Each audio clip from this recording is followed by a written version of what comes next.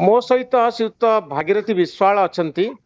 IC814 Indian airlines ର ଏଇ ବିମାନ ଯାହା କାଠମାଣ୍ଡୁରୁ ଭାରତ ଆସୁଥିଲା ଆଉ ବାଟରେ ଅପହୃତ ହୋଇଥିଲା। ନେଟଫ୍ଲିକ୍ସ ର ଏଇ ଧାରାବାହିକ IC814 କୁ ନେଇ ସାରା ଭାରତ ବର୍ଷରେ ଚର୍ଚ୍ଚା ଆରମ୍ଭ ହୋଇଛି, ବିବାଦ ଆରମ୍ଭ ହୋଇଛି। ଆଉ ଏଥିରେ ସାମିଲ ହୋଇଥିଲେ ଜଣେ ଓଡ଼ିଆ ଇପ୍ସିତା ବିଶ୍ୱାଳ, ଯିଏ ଦିଲ୍ଲୀରେ ରୁହନ୍ତି। ଇପ୍ସିତାଙ୍କ ଭାଇ ହେଉଛନ୍ତି ଭାଗୀରଥୀ, ଯିଏ କଟକରେ ଅଛନ୍ତି। ତାଙ୍କ ସହିତ କଥା ହେବା।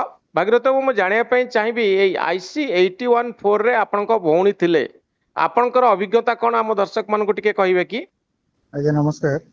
ଆଜ୍ଞା, ଏଟା ହେଇଥିଲା ଆପଣଙ୍କର ଡିସେମ୍ବର 24 ତାରିଖ 1999 ମସିହା ହଁ ତାରିଖ ଥିଲା।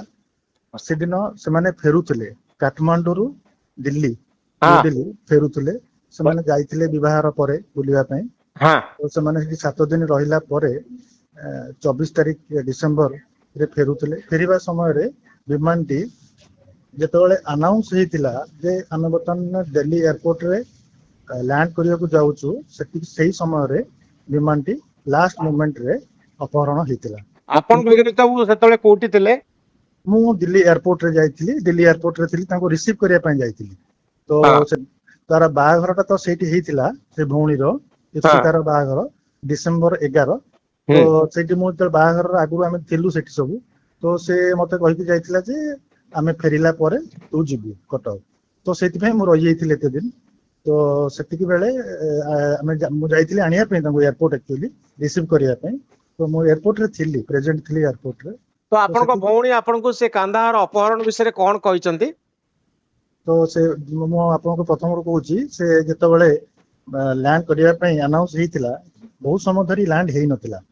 ତ ହେଇନଥିଲା ଯେତେବେଳେ, ତା ଭିତରେ କିଛି ମାନେ ଯୋଉଟା ଅପରାତପରି କହନ୍ତି, ଭାଗଦୌଡ ହେଇଥିଲା ସେ ଏୟାରକ୍ରାଫ୍ଟ ଭିତରେ, ମାନେ ଏୟାର ହୋଷ୍ଟେସ୍ ତାଙ୍କର ଯୋଉ କ୍ରୁ ମେମ୍ବର ଥାଆନ୍ତି। ତ ସେତିକି ବେଳେ କିଛି ପ୍ୟାସେଞ୍ଜର ମାନେ କଲେ ସବୁ କିଛି ଗୋଟେ ଅସୁବିଧା ହେଇଛି। ସେମାନେ ଭାବିଥିଲେ କିଛି ଟେକ୍ନିକାଲ ପ୍ରୋବ୍ଲେମ ବୋଧେ ହେଇଛି। ହଁ, ତ ସେମାନେ କିଛି ଫିଲ୍ କରିପାରୁନଥିଲେ। ତାପରେ ଲାଷ୍ଟ ମୋମେଣ୍ଟରେ ପ୍ରାୟ ବୋଧେ 6:30 ବେଳକୁ, ଏଟା 6 PM ରେ ଲ୍ୟାଣ୍ଡ କରିବାର ଥିଲା ସନ୍ଧ୍ୟା। ଆଉ 6:30 ବେଳକୁ ପାଇଲଟ ଆନାଉନ୍ସ କଲେ ଯେ ପ୍ଲେନ ଆମର ହାଇଜାକ୍ ହେଇଯାଇଛି। ତ ଆଉ ଡିଟେଲ୍ସ କିଛି କହିନଥିଲେ। ତ ସେଇ ସମୟରେ ଏମାନେ ବହୁତ କାନ୍ଦ ବୋବାଳି ତା ଭିତରେ କରିଥିଲେ। ପିଲାମାନେ ଥିଲେ, ଛୋଟ ପିଲାମାନେ ବି ଥିଲେ, ଅସୁସ୍ଥ ଲୋକମାନେ ବି କିଛି ଥିଲେ, ଯୋଉମାନଙ୍କୁ ଆମର ଗଭର୍ଣ୍ଣମେଣ୍ଟ ସେତେବେଳେ ବାଜପେୟୀ, ଅଟଳ ବିହାରୀ ବାଜପେୟୀଙ୍କ ଗଭର୍ଣ୍ଣମେଣ୍ଟରେ ବହୁତ ସେମାନେ କରିଛନ୍ତି, ବାଜପେୟୀ ସରକାର। ତ ବାଜପେୟୀ ସରକାର ତାଙ୍କୁ ଇଏ କରିକି ଆମର ନେଗୋସିଏସନ ଯୋଉମାନେ କରୁଥିଲେ, ଗୋଟେ ଟିମ୍ ତିଆରି ହେଇଥିଲା। ସେଥିରେ ସେମାନେ ରିକ୍ୱେଷ୍ଟ କରିଥିଲେ ସବୁ ଲେଡିଜ ମାନଙ୍କୁ ଆଉ ଛୋଟ ପିଲାମାନଙ୍କୁ ଆଉ ଯୋଉମାନେ ଅସୁସ୍ଥ ଅଛନ୍ତି ସେମାନଙ୍କୁ ଛଡାଯାଉ। ତ ସେମାନେ ବି ଛାଡିଥିଲେ। ଦୁବାଇରୁ କିଛି ଆତଙ୍କବାଦୀ ମାନଙ୍କର ବ୍ୟବହାର କେମିତି ଥିଲା? ବ୍ୟବହାର ତାଙ୍କର ପ୍ରଥମରୁ ବହୁତ ଖରାପ ବ୍ୟବହାର ଥିଲା। ଖରାପ ବ୍ୟବହାର ମାନେ ମେଣ୍ଟାଲି ସେମାନଙ୍କୁ ହାରାସ କରିବା, ତାଙ୍କୁ ଡରେଇବା, ଧମକେଇବା, କାହାକୁ ପେଲିଦବା, ବନ୍ଧୁକ ଦେଖାଇବା, ହାତରେ ତାଙ୍କର ଗ୍ରେନେଡ୍ସ ଭଳି କିଛି ଜିନିଷ ବି ଥିଲା।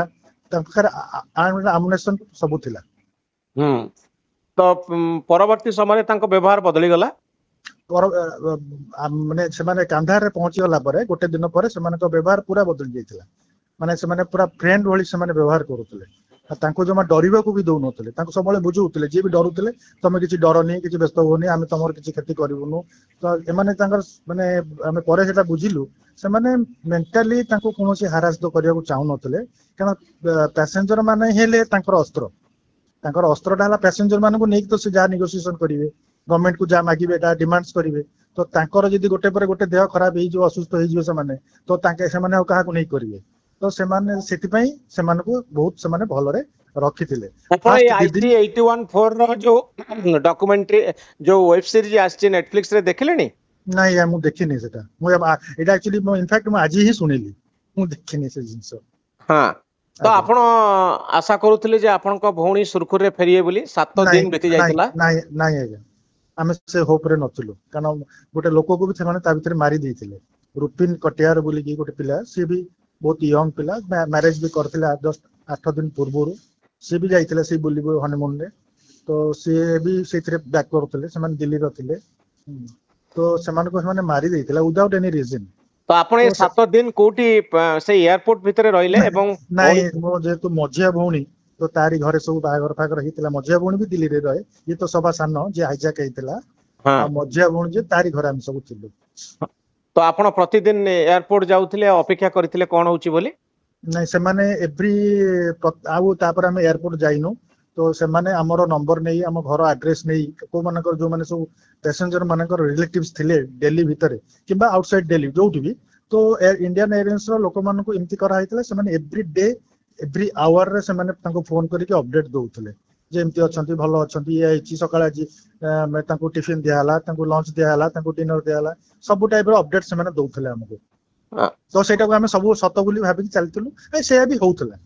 ହୁଁ। ଇନଫାକ୍ଟ ସେମାନେ ବି ସେଇଆ ଆମକୁ ସତ ଜିନିଷ ବି ଦଉଥିଲେ, ତ ଆମକୁ ସେମାନେ ସବୁ ଆମ ଟଚ୍ ରେ ସବୁବେଳେ ରହୁଥିଲେ।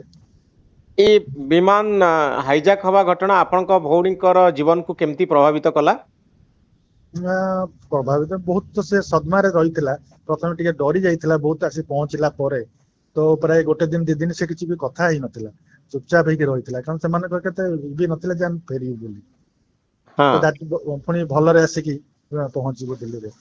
ହଁ, ଏ 7 ଦିନ ଭିତରେ ସବୁବେଳେ ମୃତ୍ୟୁର ଆଶଙ୍କା ଥିଲା ଯେକୌଣସି ମୋମେଣ୍ଟରେ। ସବୁ ମୁହୂର୍ତ୍ତରେ ଲାଷ୍ଟ ଦିନଟା ଆହୁରି ଥିଲା, କାରଣ ଲାଷ୍ଟ ଦିନ ସେମାନେ ଦେଇଥିଲେ ପ୍ୟାସେଞ୍ଜର ମାନଙ୍କୁ ବି କହିଦେଇଥିଲେ, ଏଠି ତ ଏମାନେ ମାନେ ଯୋଉମାନେ ନେଗୋସିଏସନ କରୁଥିଲେ ତାଙ୍କର, ଆମର ଯୋଉ ଟିମ୍ ଯାଇଥିଲେ ଗଭର୍ଣ୍ଣମେଣ୍ଟ ତରଫରୁ, ତ ସେମାନେ ତ କହିଲେ ଯେ ମାନେ ଅଲରେଡି ଅଲ୍ଟରନେଟ ଦେଇଛନ୍ତି, ଆଫ୍ଟର 12ଟା ପରେ ସେମାନେ, ଦିନ 12ଟା ପରେ 31 ତାରିଖ ଦିନ, ଡିସେମ୍ବର 31 ତାରିଖ ଦିନ ଯୋଉଦିନ ସେମାନେ ରିଲିଜ କଲେ, ତାର ଜଷ୍ଟ 8 ଘଣ୍ଟା ପୂର୍ବରୁ ସେମାନେ ସକାଳୁ ଆନାଉନ୍ସ କରିଥିଲେ ଯଦି ତମ ଗଭର୍ଣ୍ଣମେଣ୍ଟ ଆମର କଥାକୁ ନ ମାନିବ, ଆମେ ଏଭ୍ରି 12ଟା ପରେ, ଦିନ 12ଟା ପରେ ପ୍ରତ୍ୟେକ 10 ମିନିଟରେ ଆମେ ଗୋଟେ ଗୋଟେ ଲୋକଙ୍କୁ ମାରିବା ଷ୍ଟାର୍ଟ କରିବୁ। ତ ଏମାନେ ତାପରେ ସବୁ ତା ଭିତରେ ସ୍ତବ୍ଧ ହେଇଯାଇଥିଲେ। ଇଭିନ ବି ଭଉଣୀ କହେ ମୁଁ ସେଇ କଥା ଭାବି ଭାବିକି ମତେ ନିଦ ବି ଆସି ଯାଇଥିଲା, ସେ ଶୋଇ ପଡିଥିଲା, ମାନେ ଗୋଟେ ଯୋଉ ହତାଶ ହେଇକି ଯୋଉ ଶୋଇ ପଡନ୍ତି, ସେ ବହୁତ ଡରିକି ବି ଶୋଇ ପଡିଥିଲା। ତ ତାପରେ ସେମାନେ ଦିନ 3ଟା ବେଳୁ ନା 4ଟା ବେଳେ ସେମାନେ ଜଣେଇଲେ ନାଇଁ ତମମାନେ ସବୁ ସୁରକ୍ଷିତ, ତମ ଗଭର୍ଣ୍ଣମେଣ୍ଟ ଆମ କଥା ମାନି ନେଲା, ଆଉ ତମମାନେ ସବୁ ଆଉ କିଛି ଡରିବାର ନାହିଁ, ତମର ଏବେ ତମ ଲୋକ ଆସି ଯାଇଛନ୍ତି ଅଲରେଡି, ସେମାନେ ତମକୁ ନେଇକି ଯିବେ। ତ ଆମର ବି ଯାଇଥିଲେ ସେତେବେଳେ ଆମର ବିଦେଶ ମନ୍ତ୍ରୀ ଥିଲେ ଯଶବନ୍ତ ସିଂ, ସେ ବି ବହୁତ ଡାଇନାମିକ ତାଙ୍କର ଥିଲା ଆକ୍ଟିଭିଟିଜ, ସେ ବି ନିଜେ ଯାଇଥିଲେ ଏମାନଙ୍କୁ ରିସିଭ କରିବା ପାଇଁ, କାନ୍ଧାର ଯାଇଥିଲେ, ତ ହଁ ଏମିତି ସବୁ ଆସିଲେ ଭଲରେ। ହଁ, ତା ପରଠାରୁ ତାଙ୍କ ଲାଇଫରେ କଣ ସବୁ ପରିବର୍ତ୍ତନ ଆସିଛି ଆପଣଙ୍କ ଭଉଣୀଙ୍କର? ନା ସେ ସ୍ୱାଭାବିକ ଗୋଟେ ଅଛନ୍ତି, ନା ଗୋଟେ ସେଇ କଥା ନା ସେ କେବେ ସେ ନାଇଁ, କଥା କେବେ ମନେ ପକାନ୍ତି ବା ଆଲୋଚନା କରନ୍ତି ଘରେ ହଁ ଡିସ୍କସନ? ହଁ ହଁ, ଆମରି ଭିତରେ ବେଳେ ବେଳେ ଆଲୋଚନା ହୁଏ। ହଁ, ଏଇ ଆଜ୍ଞା ଯୋଉ ଭୋଳା ଆଉ ଶଙ୍କର କଥା କୁହାଯାଉଛି, ଦି ଆଜ୍ଞା ଜଣ ହିନ୍ଦୁଙ୍କ କୋଡ ନେମ ସେମାନେ ବ୍ୟବହାର କରୁଥିଲେ, ଆଜ୍ଞା ଭଉଣୀ ଆଜ୍ଞା। ଭଉଣୀ ଆପଣଙ୍କର ସେ ବିଷୟରେ କିଛି କୁହନ୍ତି କି? ନା ସେମିତି କୁହନ୍ତି ମାନେ ଏଇଆ ଯେ ସେମାନେ ସବୁ ତ ସମସ୍ତେ ଥିଲେ, ଆସିଥିଲେ ସେମାନେ ସବୁ ପାକିସ୍ତାନର ଥିଲେ ବୋଲି, ଆଉ ଯାହା ବି ଆମେ ପଛରେ ଜାଣିବାକୁ ପାଇଲୁ ସେମାନଙ୍କର ନାଁ ସବୁ, ଅରିଜିନାଲ ନାଁ ସବୁ କଣ, ତ ସେମାନେ ଯେ ତାଙ୍କର ନିଜର ନାମଟାକୁ ହାଇଡ୍ କରିବା ପାଇଁ, ଯେ ତାଙ୍କୁ ଜଣେଇ ଦେବେନି ତାଙ୍କର ନିଜର ନାମଟା କଣ, ତ ସେଥିପାଇଁ ତାଙ୍କର ଗୋଟେ ସିକ୍ରେଟ ନେମ୍ ଭଳି ଯେମିତି କୋଡ ୟୁଜ କରନ୍ତି, ତ ସେଇଟାକୁ ସେମାନେ ଗୋଟେ ସିକ୍ରେଟ ନେମ୍ ରେ, ତାଙ୍କର ଗୋଟେ ଡୁପ୍ଲିକେଟ ନେମ୍ ରେ ତାଙ୍କ ନିଜ ଭିତରେ ଡକାଡକି ହଉଥିଲେ। ଆଜ୍ଞା, ବହୁତ ଧନ୍ୟବାଦ ଭାଗିରଥୀ ବାବୁ।